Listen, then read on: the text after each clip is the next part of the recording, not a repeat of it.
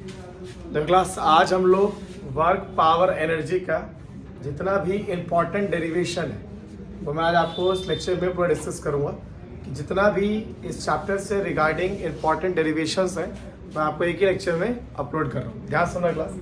सबसे पहले जो इसमें आपका जो वर्क पावर और एनर्जी आपका चैप्टर है, इसमें सबसे पहला जो इम्पोर्टेंट डेरिवेशन है जो एग्जाम में पूछा जाता है वो होता है एनर्जी के रिगार्डिंग। एग्जाम में एनर्जी का फॉर्मूला डिराइव करने के लिए आता है, स्पेशली काइनेटिक एनर्जी का। तो क्लास ध्यान से सुनना। जैसे मान लो जो पहला डेरिवेशन है हमारा that is expression for kinetic energy. इसमें क्या है कि हमारे पास दो मेथड होता है, एक कैलकुलस और एक विदाउट कैलकुलस। पहला विदाउट करेंगे फिर विद कैलकुलस करेंगे। हमारे पास एक ऑब्जेक्ट है जिसका मास m है और अभी मान लो बच्चों कि ये u स्पीड से ट्रैवल कर रहा है। मैंने जा करके इसके ऊपर एक फोर्स एक्ट किया।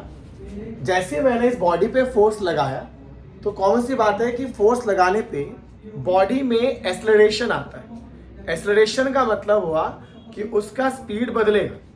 बहुत ज़्यादा साइकिल चला रहे हो, साइकिल पैडल्स लगा रहे हो तो फोर्स लगा रहे हो, तो फोर्स लगा रहे हो इसका मतलब उसके अंदर एक्सेलरेशन आएगा, उसका वेलोसिटी बढ़ेगा।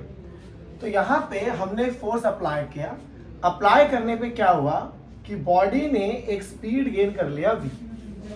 तो यहाँ से इसके पास स्पीड में चेंज आ गया और इस बीच में उसने कुछ डिस्प्लेसमेंट कवर किया, वो हमने s मान लिया।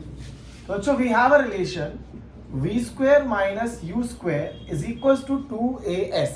ठीक है। अगर मान लो if body is in rest initially, तो शुरुआत में ये रेस्ट में रहा होगा तो इसका u का वैल्यू क्या होगा, 0 होगा। ये शुरुआत में रेस्ट में है। तो अगर आप u को 0 लेते हैं तो v स्क्वायर इक्वल टू क्या आ जाएगा, 2as। अब जब यहां से यहां वो गया तो सर्टेन अमाउंट ऑफ वर्क भी हुआ होगा। तो जो अमाउंट ऑफ वर्क डन होता है, अमाउंट ऑफ वर्क डन, यहां से यहां आने में, स्पीड को बढ़ाने में अगर हम निकालते हैं तो we have formula that is force displacement cos theta, where theta is the angle between the applied force and the displacement। But आपने फोर्स आगे की तरफ लगाया है और बॉडी आगे ही डिस्प्लेस हुआ है तो यहाँ पे एंगल हो गया आपका 0। This work done is equal to force into displacement और इसके बीच का एंगल हुआ 0 डिग्री। cos 0 1 हो जाएगा आपका। तो यहाँ से जो वर्क डन आया that is force into displacement. Force को आप मास इनटू एक्सेलरेशन लिख सकते हैं according to Newton second law. तो बच्चों वर्क आ गया आपका mass into acceleration into displacement. तो अगर मैं यहाँ पे a का वैल्यू निकालता हूँ यहाँ से, जो मैंने पहली क्वेश्चन निकाल के रखी हुई है, तो अगर मैं यहाँ से a निकालता हूँ तो a आएगा v स्क्वायर बाय 2s। तो v स्क्वायर बाय 2s और इनटू s कट जाएगा and that's comes out to be half mv square, जो कि आपके काइनेटिक एनर्जी का फॉर्मूला होता है। तो this is the expression of kinetic energy without using the calculus method. मतलब कहीं पे आपने कोई कैलकुलस, कोई इंटीग्रल, कोई डिफरेंशिएशन आपने नहीं लगाया है। ये एक नॉर्मल मेथड है जिसमें कि आप बिना किसी कैलकुलस मेथड के काइनेटिक एनर्जी को डिराइव कर रहे हैं। ठीक है। तो काइनेटिक एनर्जी का फॉर्मूला आ चुका है हाफ mv स्क्वायर। अब हम डिस्कस करेंगे कि अगर हम इसके अंदर कैलकुलस कॉन्सेप्ट को लगाएं तो कैसे आएगा। अदर क्लास अभी हमने डिस्कस किया था काइनेटिक एनर्जी विदाउट कैलकुलस। अब हम लोग करेंगे क्लास विद कैलकुलस। ठीक है, by using calculus method. Calculus method में क्या रहता है कि हमारे पास एक ऑब्जेक्ट है जिसका मास m है। मैंने इसके ऊपर एक फोर्स अप्लाई किया और इसके अंदर एक छोटा सा डिस्प्लेसमेंट, एलिमेंट्री डिस्प्लेसमेंट, छोटा सा ds है। बच्चों क्या होता है ना कि हमेशा जब भी कोई कैलकुलस मेथड हम यूज करते हैं तो small displacement, small work done, इस तरह के टर्म हम यहाँ यूज करते हैं। तो जैसे आपने यहाँ पे फोर्स लगाया, इस बॉडी में एक छोटा सा डिस्प्लेसमेंट हुआ डेल्टा एस या डी एस आप इसको कहते हैं, डेल्टा ये साइन होता है, ये डी है आपका, ठीक है। तो जो अमाउंट ऑफ वर्क डन हुआ होगा, amount of work done, this is D W, the small work done is equals to applied force displacement cos theta. तो यहाँ पे W फोर्स डिस्प्लेसमेंट, थीटा होता है, लगाया गया फोर्स आगे की तरफ है, वो स्मॉल डिस्प्लेसमेंट भी आगे की तरफ है, तो एंगल क्या हो गया यहाँ भी 0, cos 0 1, this work done force into displacement, ठीक है। तो अगर यहाँ पे आपका डी टर्म है, इधर भी डी टर्म है, small displacement small work done, तो ये हटेगा आपका किससे, इंटीग्रेशन से। लेकिन उससे पहले हम लोग क्या कर रहे हैं बच्चों, ध्यान दो, ये वर्क डन इक्वल्स टू आया, फोर्स को लिख सकते हैं मास इनटू एक्सेलरेशन, ठीक है। और एक्सेलरेशन को हम लिख सकते हैं change in velocity with change in time. Acceleration क्या होता है, change in velocity with change in time. अब यहां देखिए, इस चीज को ध्यान दीजिए, change in displacement with change in time velocity होता है। तो यहां से जो वर्क डन आपका आया वो मास, ये आपका देखो जो चेंज इन पोजीशन या change in displacement, change in time क्या होता है आपका, वेलोसिटी, तो v लिखा और साथ में क्या बच गया, d, ठीक है। तो मैंने क्या किया, फोर्स को लिखा मास इनटू एक्सेलरेशन, एक्सेलरेशन क्या होता है, change in velocity with change in time, और साथ में ds से बेटा, तो change in displacement with change in time is equals to velocity. Now integrating both side, यहाँ dv है तो v वाला टर्म यहाँ पे रहेगा इंटीग्रेशन के अंदर। जब आपका बॉडी रेस्ट में था तो कोई वर्क डन नहीं, जब v स्पीड गेन कर लिया तो w वर्क, ठीक है। अब यहाँ dw है बच्चों, तो dw जैसे यहाँ पे dv के साथ v वाला टर्म है, तो यहाँ dw के साथ w वाला टर्म होना चाहिए, नहीं है वहां पर, तो आप उसके साथ लिख सकते हैं w की पावर 0, v dv, 0 से v, 0 से w। इंटीग्रेशन रूल क्या होता है, जो पावर है वो ऐड होती है, 0 + 1, 0 + 1, यहाँ v का पावर 1 है तो 1 + 1, 1 + 1, 0 से v, ठीक है। तो ये हो गया आपका 0 + 1 1, तो w बच गया यहाँ पे, यहाँ गया बेटा v² 2, 0 से v, ठीक है। अब आपको क्या करना है, अपर value minus lower value, this is w - 0, m/2 को बाहर ले आओ, ठीक है। यहाँ क्या बचा बच्चों, अपर वैल्यू हो गया v² और लोअर वैल्यू क्या हो गया 0, तो वर्क डन आ गया आपका ½ mv², जो कि काइनेटिक एनर्जी का फॉर्मूला होता है।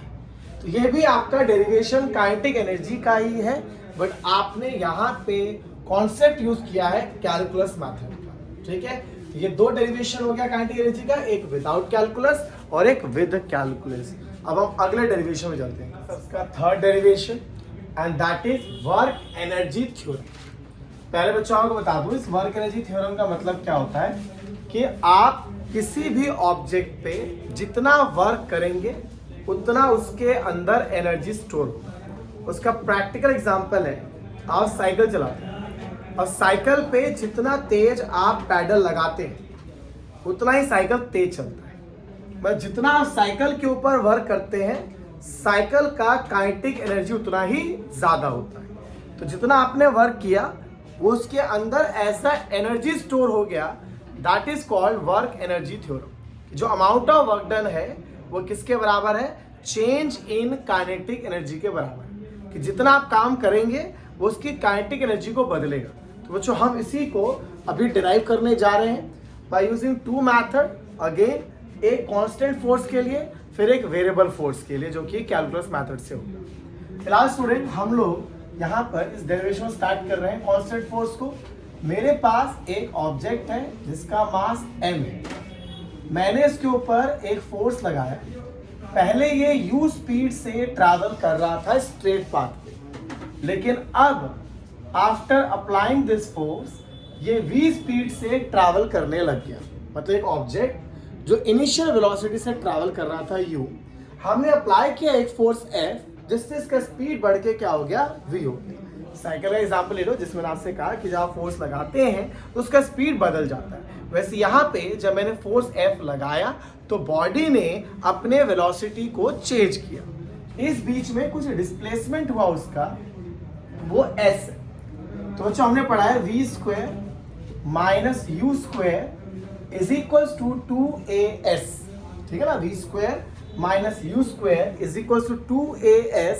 अगर मैं दोनों साइड मल्टीप्लाई करता हूं, multiplying both side by m/2, तो अगर मैं यहां भी m/2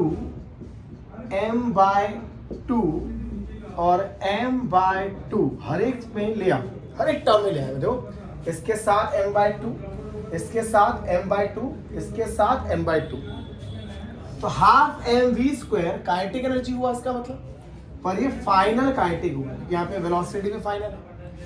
हाफ mu स्क्वायर भी काइनेटिक हुआ, पर ये इनिशियल हुआ। 2 से 2 कट गया और मास इनटू एक्सेलरेशन होता है फोर्स, और s है आपका डिस्प्लेसमेंट। बच्चों फोर्स इनटू डिस्प्लेसमेंट क्या होता है, वर्क डन। तो ये हो गया फाइनल काइनेटिक, ये हो गया इनिशियल काइनेटिक, बीच में माइनस है, मतलब हो गया change in kinetic is equals to what, work done. This is what we call work energy theorem, जिसमें हम जितना भी काइनेटिक एनर्जी बदलेंगे वो वर्क डन से ही बदलेगा। अब वर्क कीजिए, काइनेटिक बदलेगा। Is that clear? तो ये हो गया आपका कांस्टेंट फोर्स के लिए तीसरा डेरिवेशन। अब हम लोग इसी वर्क एनर्जी थ्योरम को वेरिएबल फोर्स से डिस्कस करेंगे। देख क्लास, अब हम लोग वर्क एनर्जी थ्योरम फिर से डिस्कस कर रहे हैं, लेकिन अब जो है हमारा जो फोर्स है वो कैसा है, वेरिएबल फोर्स। कैलकुलस कॉन्सेप्ट इसमें लगेगा, तो ध्यान दीजिएगा। आपको हमने क्या किया स्टूडेंट, मेरे पास एक ऑब्जेक्ट है जिसका मास m है, और जैसे ही मैंने इसके ऊपर एक फोर्स अप्लाई किया तो ये बॉडी अपनी जगह से डिस्प्लेस हुआ, and that displacement is ds, elementary displacement. तो मतलब जैसे हमने वहां पे वर्क डन का फॉर्मूला निकाला था, फोर्स डिस्प्लेसमेंट कॉस 0। याद कीजिए जब मैंने काइनेटिक एनर्जी का फॉर्मूला किया था कैलकुलस मेथड से, तो ये अप्लाइड फोर्स हुआ, ये एलिमेंट्री डिस्प्लेसमेंट हुआ, और ये इसके बीच का एंगल हुआ, क्योंकि फोर्स भी आगे है, डिस्प्लेसमेंट भी आगे है, तो एंगल 0 है। तो ये वर्क डन आपका आ गया फोर्स इनटू डिस्प्लेसमेंट। बच्चों फोर्स को लिख सकते हैं मास इनटू एक्सेलरेशन, और एक्सेलरेशन को लिख सकते हैं change in velocity with change in time. अब बच्चों change in displacement with change in time अभी पढ़ा था, क्या होता है ये, वेलोसिटी। तो this work done is equal to mv dv, ठीक है। मास ये हो गया आपका वेलोसिटी, और साथ में आ गया आपका dv। तो जो आपके पास आ चुका है work done is equals to mv dv। हम इंटीग्रेट कर रहे हैं पहले की तरह। जब आपका इनिशियल वेलोसिटी रहा होगा तो कोई वर्क डन नहीं, फाइनल वेलोसिटी रहा होगा तो w वर्क डन। याद करो बच्चों, जब dw था तो मैंने उसका इंटीग्रेशन किया था आपके सामने, तो w आया था। तो यहां भी इसका इंटीग्रेशन क्या आएगा, w। यहाँ v का पावर 1 है, आपको याद होगा क्या आया था, v स्क्वायर बाय 2। इस 2 को बाहर ले आओ, अपर माइनस लोअर, 2 को बाहर ले आओ, अपर माइनस लोअर।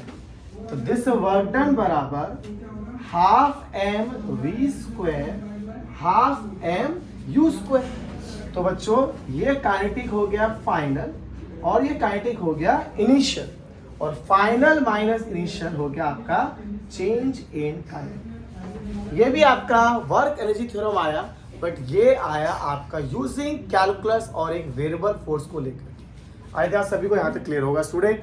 अगले डेरिवेशन पे चलते हैं, जो पांचवा derivation, and that is gravitational potential energy. पहले बच्चों आपको पता होना चाहिए कि इस ग्रेविटेशनल पोटेंशियल एनर्जी का मतलब क्या है।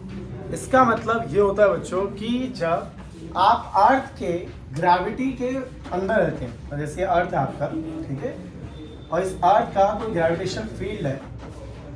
इस फील्ड में अगर कोई भी ऑब्जेक्ट कहीं भी है, ठीक है, तो उसके पास एक एनर्जी होता है, इसका नाम क्या होता है, ग्रेविटेशनल पोटेंशियल एनर्जी। अब मैं आपको वो निकालना बता रहा हूँ बच्चों, कैसे निकालेंगे। तो मान लीजिए अर्थ के सरफेस पे कोई भी एक ऑब्जेक्ट है जिसका मास क्या है, m। तो हम सभी जानते हैं कि डाउनवर्ड इसका क्या लगता है, वेट लगता है नीचे की तरफ। तो जब आप इसको ऊपर की तरफ लेके जाएंगे, ऊपर डिस्प्लेस करेंगे, तो ऑब्वियस सी बात है आपको वेट के अगेंस्ट वर्क करना पड़ेगा। तो ये जो आपको यहाँ से अर्थ के सरफेस से एक सर्टेन हाइट ले जाने में जो वर्क करना पड़ेगा, वही वर्क आपका ग्रेविटेशनल पोटेंशियल एनर्जी होगा। तो बच्चों जो वर्क डन होता है वो होता है फोर्स डिस्प्लेसमेंट कॉस थीटा। तो बेटा यहाँ फोर्स क्या है, वेट है ना, नीचे तरफ वेट लग रहा है, डिस्प्लेसमेंट ऊपर की तरफ h हाइट ले लेते हैं, और एंगल अब बन रहा है 180, क्योंकि देखिए आपका जो फोर्स है नीचे लग रहा है और डिस्प्लेस कहाँ कर रहे हैं इसको, ऊपर। तो एंगल हो गया 180, कॉस 180 क्या होता है बच्चों, -1। तो ये हो गया आपका वर्क। इतना वर्क आपको करना पड़ेगा इस ऑब्जेक्ट को अर्थ के सरफेस से सर्टेन हाइट ले जाने में। और बच्चों जो पोटेंशियल एनर्जी होता है उसको U से डिनोट किया जाता है, and that is equals to negative work done and potential energy equals to minus mgh, और ये आ जाएगा हमारा mgh। तो बच्चों 5 डेरिवेशन मैंने आपसे आज के लेक्चर में डिस्कस किए हैं। इसमें कुछ और डेरिवेशन है जो मैं आपसे नेक्स्ट लेक्चर में डिस्कस करूंगा।